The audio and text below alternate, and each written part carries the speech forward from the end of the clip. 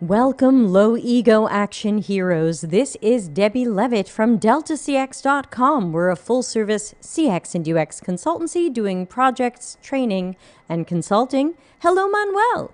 And thanks for joining me on our usual Friday, mostly fun stream that we call Practicing Critical Thinking.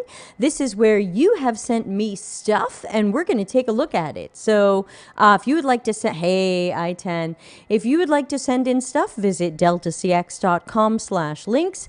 Make sure you're telling me what to look for, because sometimes y'all send me 92-page documents and half-hour videos, and let's face it, I ain't got time for that, as the saying goes. So before we jump into the things that you've sent today, and thanks to the 4 people who sent them with actual context, let's thank everybody who is donating to the channel, $3 to $10 a month, totally optional. This is not how I make money, so this is just helps keep me in streaming software and delicious chocolate chips, which I definitely ate too many of today. So thanks to everybody who's doing that, and they've done that by clicking join over on the YouTube channel.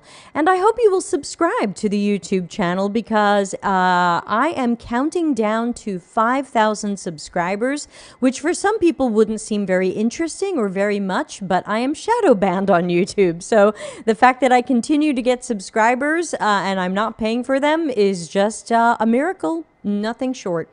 So let's jump into what's been sent in. And let me click all the right buttons and make sure, let me close my email. Otherwise, you're going to see my emails coming in. I am not ready. All right, let's see. Browser window. Okay.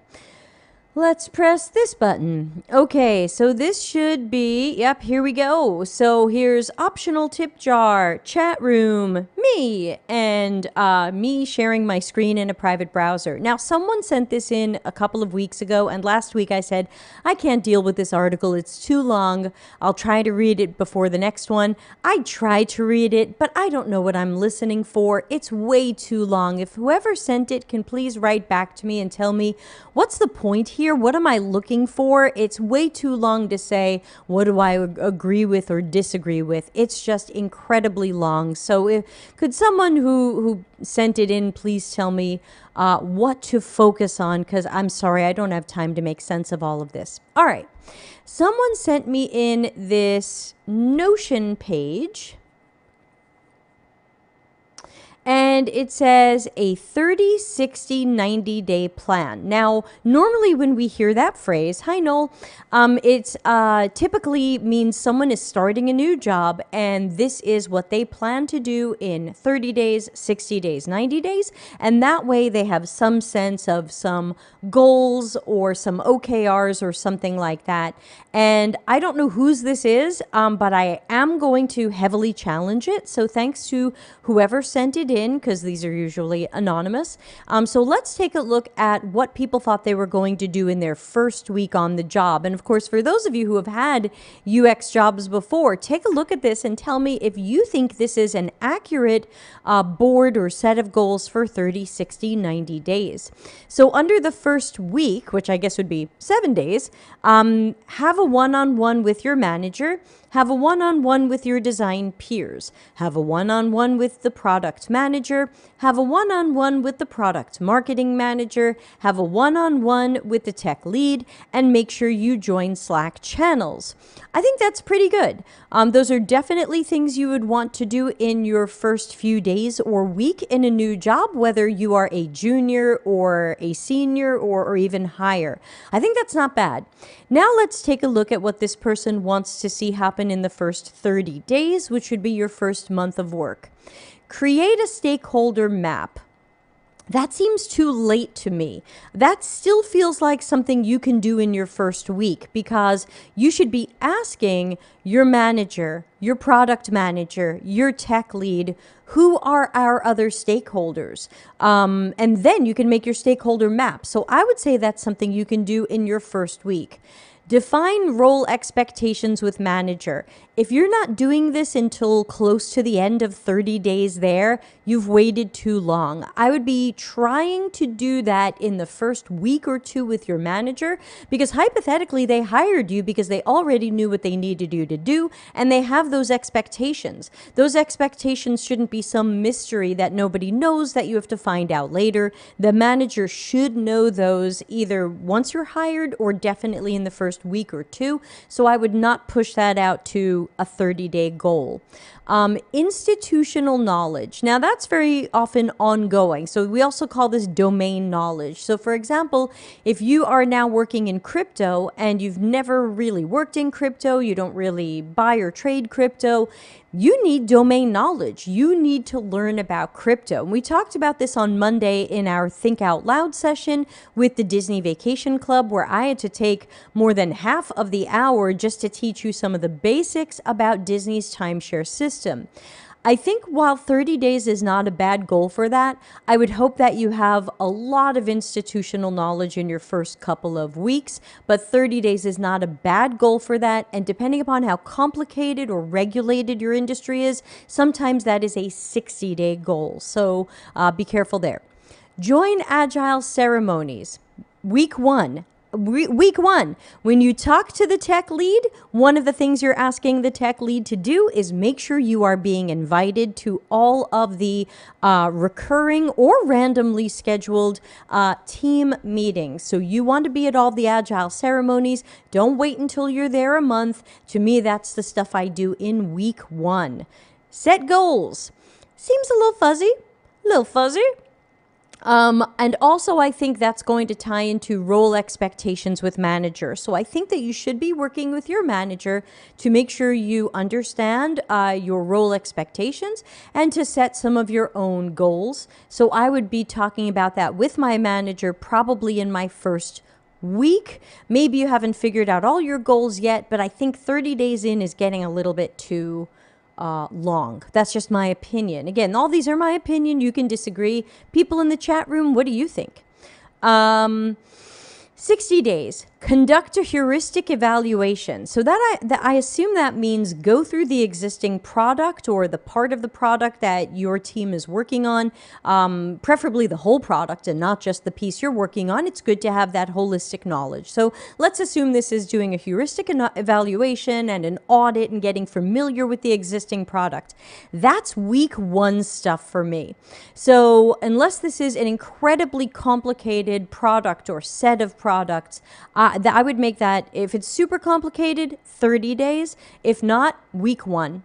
Week one, you can't work there 2 months and still not have seen or understood the product. Then we get stuff like product managers complaining, oh, UX doesn't even know what the product is. Why are you waiting so long? So I would say do not wait to dive into the product, whether that means pretend signing up for it or getting a dummy account or walking through it in whatever way you can. Do not wait. Do not wait. Systems assessment. I don't know what this means. These have sub things. Design system, design files, documentation, style guide, tech stacks.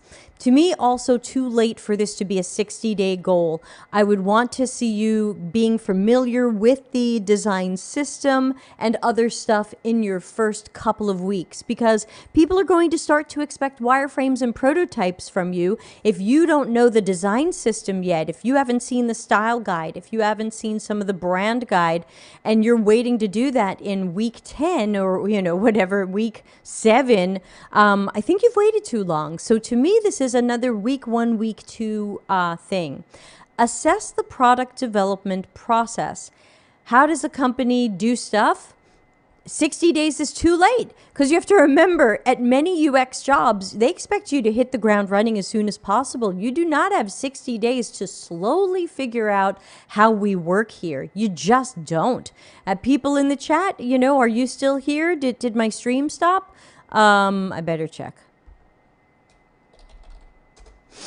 Now I'm worried my stream stopped. So let's see, youtube.com.c.deltacx. Am I still on the air, peeps? Live. All right. I should be live. So y'all are just very quiet today, but let's keep walking through this. Become fluent in the industry. To me, this is join Slack channels, ask for marketing assets. This is week 1 and 2 stuff for me. I really think that if you're waiting for week 6, 7, 8, it's too long. Elena says, still here. I'm thinking about how I've organized onboarding plans. Udipta says, stream is live. David says, you are on the air. Super. Great news. Participate in design critiques. This seems, again, 60 days seems late. I think once you understand the product, you can participate in a critique. Maybe even earlier if people are just curious about your input with fresh eyes when you are still getting to know the product. I10 says, yeah, no. In my second month, I was already preparing research plans, getting close to the sales team, and they're giving me users. Yeah, you are super in the work definitely in month 2. I10 says 30 days. Only one-on-one and goals and meetings sound pretty much like doing nothing. Yeah, I agree. It sounds like this person's going to do a lot of nothing for a month, and I'm worried about that. Understand the business model. No, do not wait for week 6, 7, 8 to understand the business model of where you work. Everything we do, sure, we want it to be centered around the user, but if we don't understand our business model, our business goals, and our business strategies, we're not speaking the business's language, and there's going to be a disconnect there. You cannot wait for 60 days on that one. Elena says, I protect the first 30 as much as possible to really get to know the product and the processes. The start of the next month should hit the ground running with kicking off. Yeah, I think Elena is echoing what we're saying. Some of these 60-day things seem like week 1 and 2, maybe 3 and 4. David said, agreed. This plan is not ambitious enough. You need to have everything you need to be productive at the level your manager expects within 30 days. Trust is earned by delivery. Yeah, I don't think we can make an excuse in month 2, like, I'm still figuring it out here. Depends. At my last job, they expected me to take 2 months to figure everything out, but that was a consulting job where I had to figure out where the company is going wrong multidimensionally.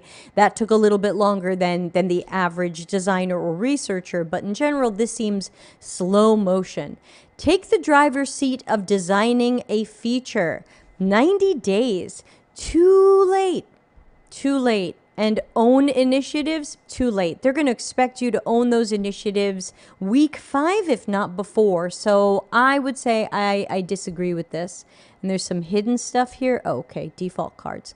So sorry to whoever made this, but I don't think this is right. And hopefully if your manager saw this, they corrected it, because I think this is just too slow motion. All right, let's move to our next thing. As you can see, we have a bunch of things to go through today. I hope we don't run too late.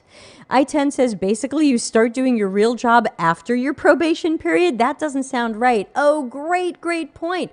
Yes, many people, especially in Europe, have a 3-month probation period where you can be fired for any reason in those first 3 months. Sometimes it's done in America, but it seems to be more common outside of America. And you basically have to really prove yourself in the first 3 months, or they'll hire you and fill your spot. So yeah, too late, too slow. Great point, I10. Super critical thinking. David says, if you're taking 90 days to get up to speed, you need to add look for a new job at day 60. Oh, too good. And of course, David is a hiring manager, everybody. So, his opinion super extra counts here, because he's taking that other perspective, not just of a practitioner, but of that manager. All right, someone sent me a new Miro template put together by Zendesk called Triple Diamond. And of course, I would have to say this is something that nobody asked for, and learn more about the Triple Diamond. So obviously, I'm already not excited, but let's take a look at what they claim the Triple Diamond is. Double Diamond. We used it as a conversation starter, and we made our own process, and we called it triple diamond. Well, okay, that's not very informative, but let's zoom in on it and see what it is and how we think it might be different from double diamond. So I'm trying to zoom in on this more, but it doesn't seem possible. Can I hit plus? Okay, there we go. So I can't see your comments right now because I see what's on the screen. And basically, it's a double diamond plus some sort of trapezoidy wacky shape over here. Problem discovery, problem definition, solution discovery, concept validation, and then design. So you're figuring out your solution here, but you haven't designed it yet. And content strategy being in here, good to see that. Foundational UX research starts at concept. Oh, foundational UX research is here. Okay, sorry, I misunderstood the graphic. UX research. Okay, good. Nice to see lots of UX research. Can't complain there. Nice to see lots of information architecture, plus that term even being used. Product design the whole way through. I don't know. And design systems. So ultimately, can anybody tell me how this is better or different than double diamond? And of course, better or different than user-centered design? Is it that we have another validation column or adventure after the development? That doesn't seem special to me. Very often after a design is built by the engineering team, the QA team is testing it, and sometimes the UX team is testing it as well, checking for the design system, accessibility, that designs were followed and not messed with. But they're really saying early access program, which tells me this is experimentation. So this just seems like the stuff that happens after the double diamond, because the double diamond is a derivative of user-centered design. It's pretty close to user-centered design, and it's a derivative. And this just says like, and then we're gonna validate it in an early access program or experimentation, and then we'll roll it out. But I think it's interesting that they're showing that UX will be involved in that kind of early access or experimentation, validation or research. Okay. David says, ooh, 3 diamonds instead of 2 shiny. Aitan says, can you read how it works? 3 diamonds. I don't see comments. Yeah, I don't see comments. Let's go back to read the how it works thing, just in case. Oops, let's pour through this quickly.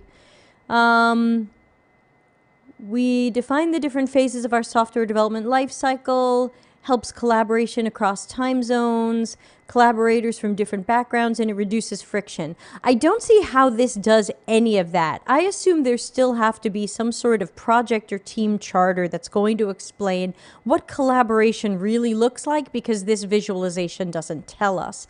So, the diamonds are helpful in people understanding divergence and convergence at core of discovery and customers' problems. Uncertainty decreases over time. Yeah, I don't feel like this is anything new. It's just a new visualization of what many teams are already doing. The only difference to me is that they've spelled out some of who those collaborators or owners of a certain task are, which is nice to see. But of course, you can do that in a playbook. You can do that in a charter. Steph says, this starts to look like one of those ninja knives they throw in movies, right? Yeah, so again, and ultimately I tell people, if the visualization isn't really, say it with me, meaningful, actionable, and helpful, then the visualization can end up being a little bit confusing or strange. So ultimately, it's not that I disagree with what they're saying. I'm not sure the visualization helps, and I feel like even with the visualization, you're still going to need some sort of playbook or charter or God forbid, instructions to explain what the hell is going on here at each step. What are we doing? What are we not doing? Who's doing it? Success criteria, how to recognize failures and mistakes, all the usual playbook stuff. So, I'm not deeply against this, but I'm not sure it's helping anybody. Though, again, I do like that they show UX being involved after release or during experimentation. That you don't see very often, and in that sense, I do like this.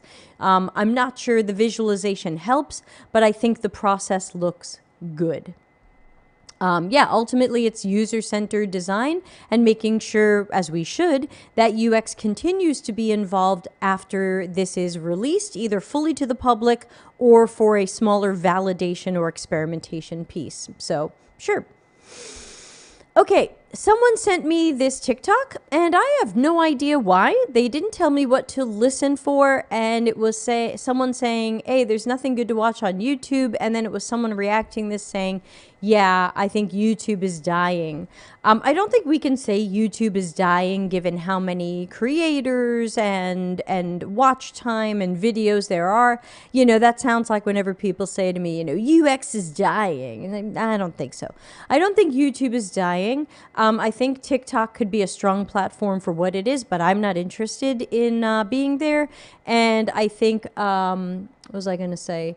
Twitch is actually a better place for streaming, but it's got its own problems as well. So I don't have a solution. You know, does TikTok want me to stream for an hour and a half on a UX topic? Does anybody want that? Especially when I'm trying to show a giant screen and y'all have it on your phone. That doesn't make sense either. So sorry, I'm still not going to go to TikTok. Moving on. Okay, these are my notes for when you guys send me, sorry, I said guys, when you all send me stuff, these are where I put the notes, and it's in my Todoist, and thanks to the 4 people who sent stuff in with context. So let's take a look at the context, and then let's take a look at the stuff. Hi, Debbie. Can you tell me what you think about the 3rd point in this article? It's about product market fit. Blah, blah, blah. My problem is with competition and groundbreaking. There are a bunch of similar products in the market. Take Netflix, HBO, or Spotify and Apple Music. None of them are super unique or groundbreaking in itself, but people pay for them. I'm wondering if it's possible to succeed in a new market or a new country with designing something more similar to local products rather than something innovative but so different the local people won't consider paying for it. So my first comment to the person who wrote this is, number 1, thank you so much for the context for a long article. That really helps me know where to focus. And number 2, I think in general the entire world is overhung up on the word innovative. It is used even more than empathy.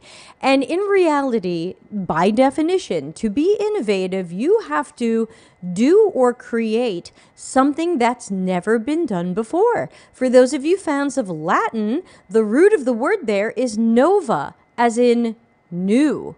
And if this is not completely new and basically an invention, it's not an innovation. If it's just something better than the competitor or better than the last time we did this, I would say it's an evolution. So remember, there's a difference between evolution and revolution. The revolution is the innovation or disruption. The evolution is, hey, we made something better than other stuff, but it's not really innovative. It's not really that new. It's just better. So let's take a look at this article and scroll down to the 3rd point. This is a Medium article from a few years ago from someone I don't know.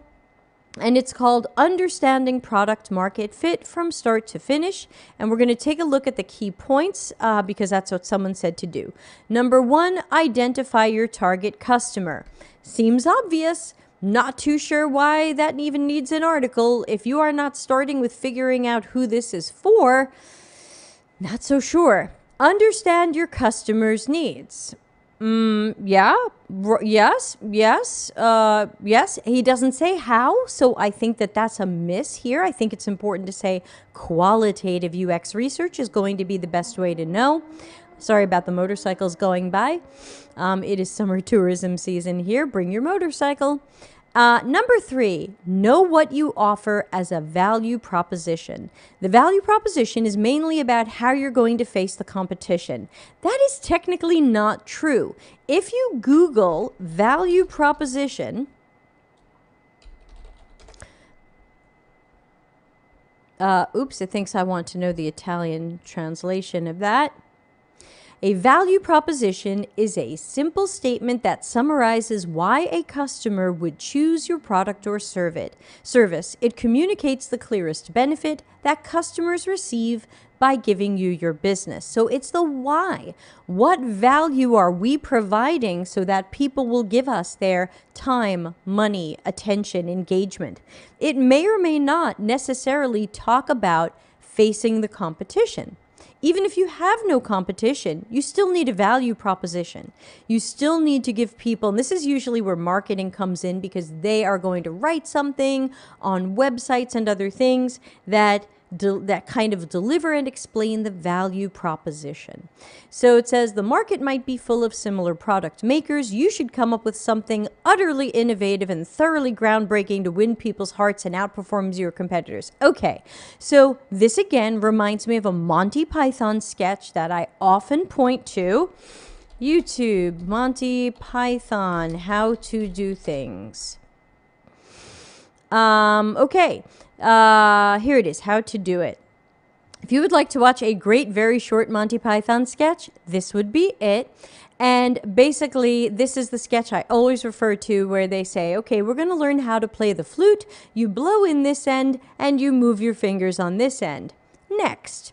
And I think it's very easy to say, hey, you've got to come up with something utterly innovative and thoroughly groundbreaking. In fact, there's a section in that Monty Python sketch where they say, and now Jackie's going to tell you how to rid the world of all known diseases. And Eric Idle, as some woman named Jackie, says something like, and this is from memory, and I haven't seen it in decades, but from memory, you know, well, first you have to become a doctor and discover a marvelous cure for something so that the whole medical profession will listen to you, and then you can make sure there are never any diseases ever again. Thank you, Jackie. That's what this sounds like to me. So, you know, there are strong value propositions even where something isn't completely innovative or disruptive. A product can be great and have a great value and have a lot of customers even if it didn't change the world. So I would say be careful of the trap of, oh my God, we have to innovate. We have to invent something nobody's ever seen before.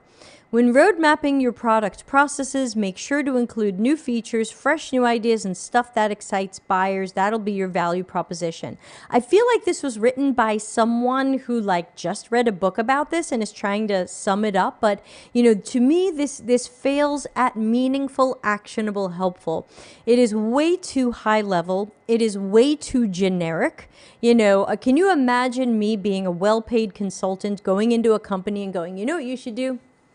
Fresh ideas. Fresh idea, things that excite people. That's what you should do. Fresh ideas. Thanks. Gotta go.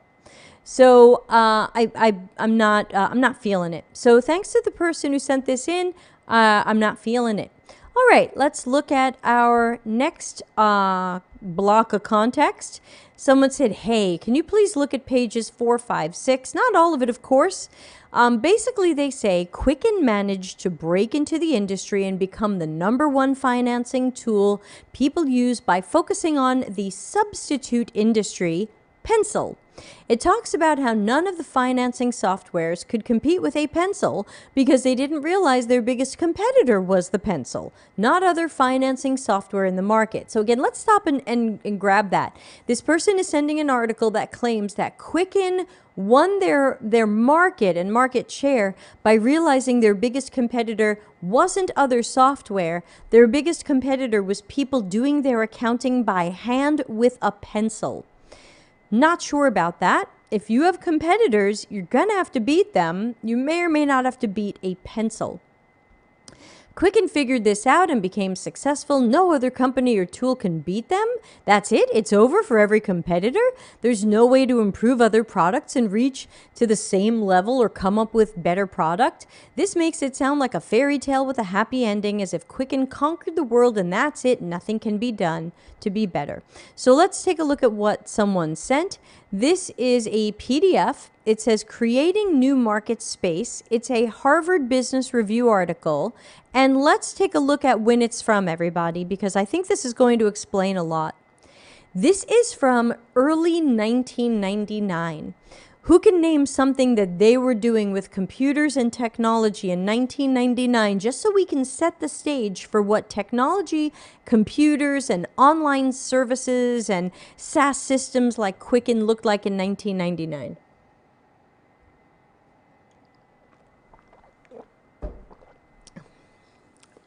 $1999.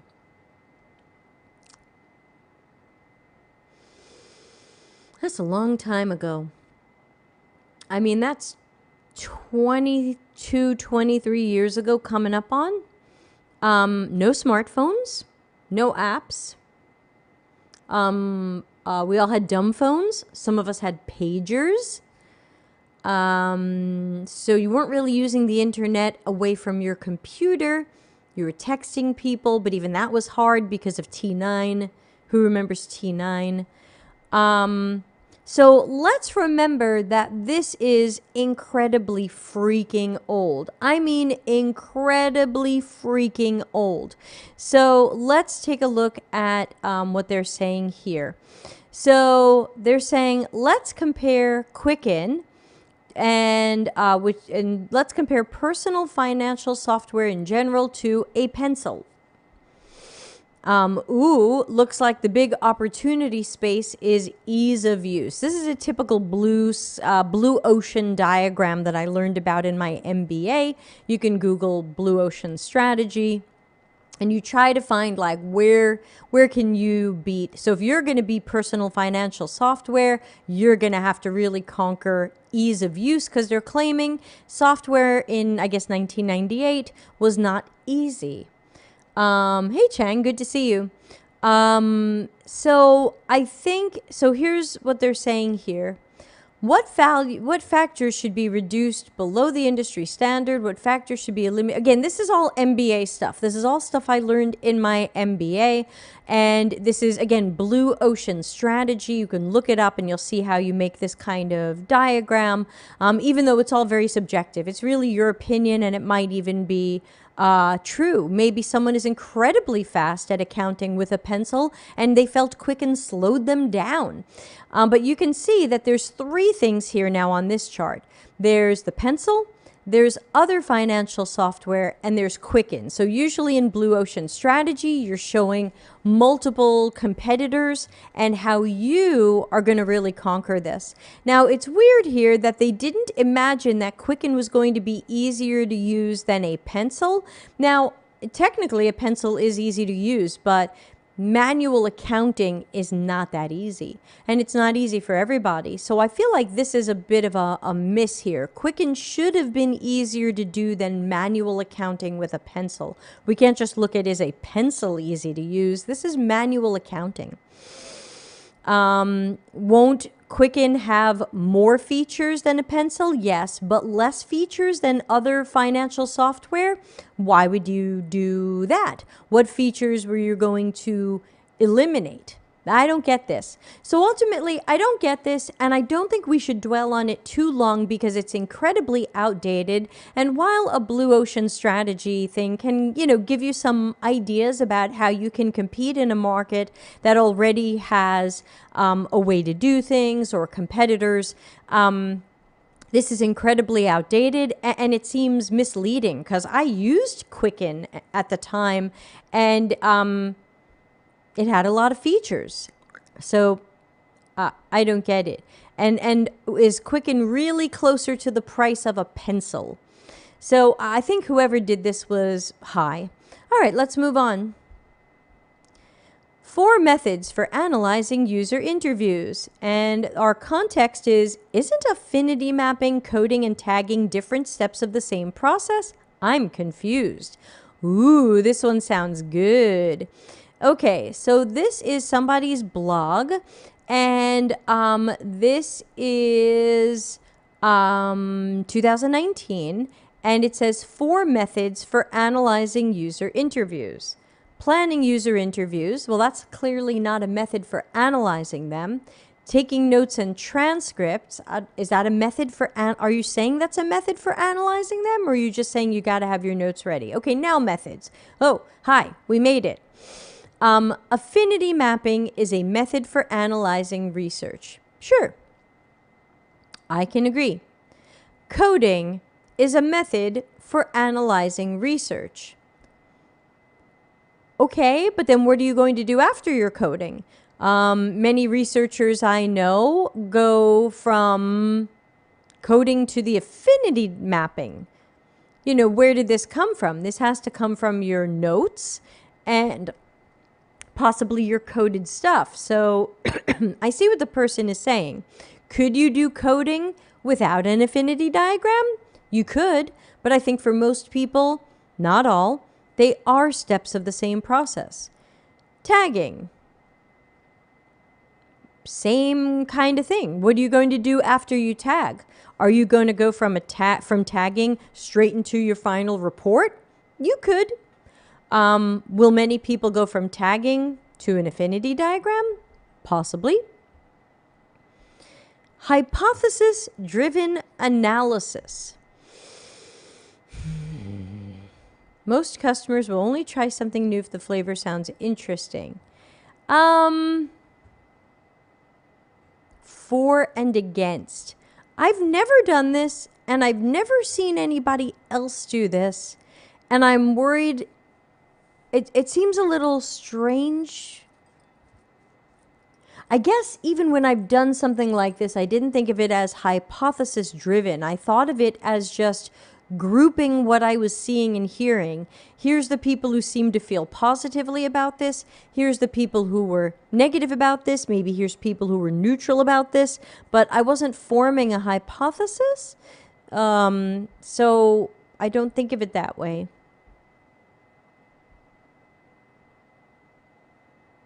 And he's linking to evolveresearch.app. Now, does he own that? What's his... Oh. Okay, that's clearly what he was screenshotting. Where's About Us? I'd like to know who is Evolve. I'd like to know if it's him.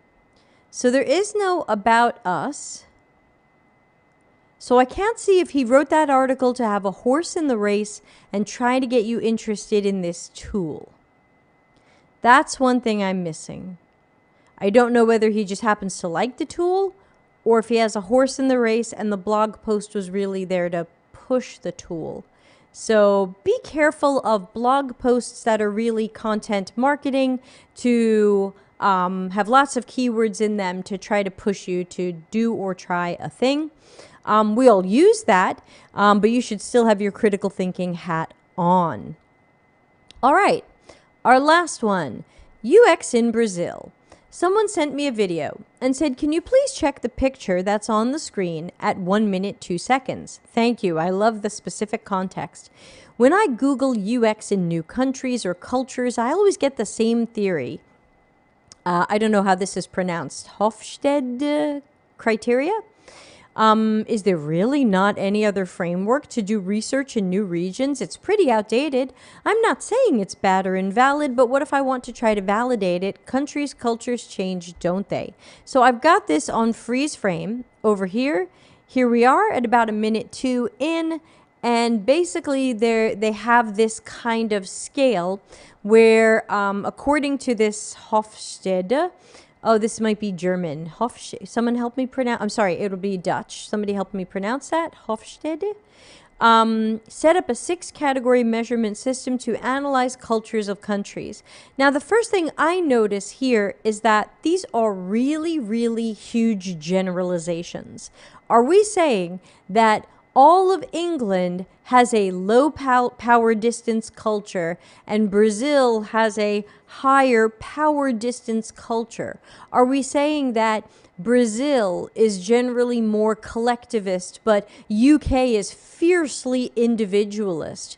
This to me seems like it can easily fall into stereotypes, assumptions, maybe a sampling bias, like, hey, we talked to 20 Brazilians and 20 UK people, and wow, the UK people were so individual, and the Brazilians, what are you trying to say? They're sheep? So I think there's a lot of trouble with something like this, and I think we have to remember that every country is made up of regions. Regions are made up of cities, towns, villages, hamlets, communities. Even within a community, you have people who are going to be individualist and collectivist. If you have 8 people going out to dinner, you're going to have high and low uncertainty avoidance. I don't think we can say that the whole of England is more masculine than the whole of Brazil. That seems incredibly overgeneralizing. I-10 says it feels like capital or metropolitan city thing, honestly. But even so, within a capital or metropolitan city, we still have different cultures, religions, groups. We have people with disabilities, conditions, diagnoses. It doesn't make sense to do this. And then we can bring up our old friend, meaningful, actionable, helpful. What am I supposed to do about this? How is this actionable? Ooh, the UK is 10% more indulgent than Brazil. Now what do I do about that? How does that affect anything? How does that affect what I'm going to sell these people? And ultimately, have we really analyzed a culture? This is a question, a better question for our anthropologists and sociologists. I'm not one. I didn't study that. I can't speak to that. I can only say that this seems overgeneralized, and I feel like if you didn't recruit for your study really amazingly, you're going to have a weird sampling bias, and you might say, oh yeah, you know, England is just so much more masculine. How do you decide that an entire country is more masculine than feminine? And let's not even start with what does masculine or feminine even mean. So ultimately, I would have to agree that this looks a little bit garbagey. It doesn't seem like a system that I would utilize or recommend. I'm worried that it's falling into stereotypes or some poor research processes. What do you all think? You're looking at this. What do you think? What do you think of this criteria?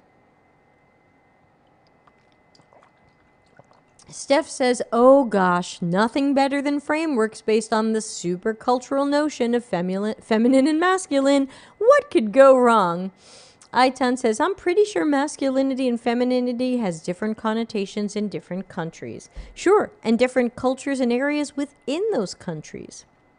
So, all right, that is it for today, which means we're going to flip back to a giant picture of me. Pow. Oh, I still have this on the screen. Roll it off. All right. Thanks to everybody for joining. And of course, thanks to the people who sent those things in. Remember that on Monday, we'll be back doing the Disney Vacation Club Think Out Loud. I am so excited about this one. If you missed it, please go to the Think Out Loud playlist and take a look for episode 20 of Think Out Loud. That would be super great. And, oh, bye, I-10. The I-10 does not care for the ending gestures. And it looks like we may have just passed 5,000 subscribers. So thank you so much to the people who have been subscribing and joining in and recommending the channel. I greatly appreciate it. According to YouTube, we now have, $49.99. So close. Someone hit the subscribe button, please. Monday will, of course, be Think Out Out Loud. I would love to see you there. It's a great way to learn UX research planning and information architecture and design. Oh, Iton says the pizza's in the oven. Okay, enjoy the pizza. Let's see. Tuesday is Office Hours Ask Me Anything with special guest Jeremy Kriegel. Wednesday and Thursday, no shows because I'm doing my Transforming Toward Customer Centricity workshop. If you would like to join that workshop, we still have full price and discounted seats available. Hit the deltacx.com website, hit training, and check it out. Thanks, Chang. And then, of course, next Friday, practicing critical thinking once again. So if you'd like to send something in, check it out at deltacx.com/links and send in what you'd like me to look at, especially with some context. If it's something that's long or wacky or a video and you know I don't have time to get through all of it. So on that note, if nobody else has any other thoughts or comments or questions, and I'm just going to play us out of here and wrap it up for today. Thanks again for joining. Have a super weekend. Stay safe and healthy, and I'll see y'all Monday. Customer centricity as business intelligence. Visit deltacx.com to learn why we are